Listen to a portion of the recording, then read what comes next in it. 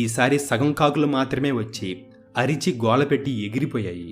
అలాగే 3వ రోజు కూడా చేతిని గాలిలో విసిరాడు. ఈసారి చాలా తక్కువ కాకులు వచ్చి అరిచి అరిచి గోల చేసి వెళ్ళాయి.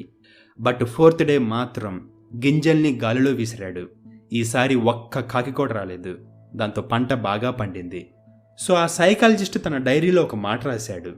ఈ మనోవిజ్ఞాన శాస్త్రం అనేది ఒక చిన్న ఆట లాంటిది. అది గాలిలో ఒట్టి చెయ్యి ఊపడం లాంటిది. దానికి మందు లేదు, జస్ట్ ఒక మాయ చేయాలి. ఈ సైకాలజీతో మనుషుల్ని మోసం చేసి పిచ్చోలని చేయొచ్చు, పిచ్చి నుండి బయటపడేయచ్చు.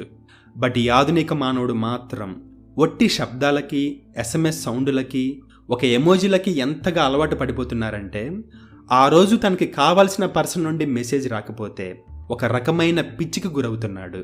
కానీ చాలామంది దాన్నే పిచ్చి అనుకుంటున్నారు, పిచ్చి ప్రేమ అనుకుంటున్నారు. అది పిచ్చి కాదు, ప్రేమ అస్సలే కాదు.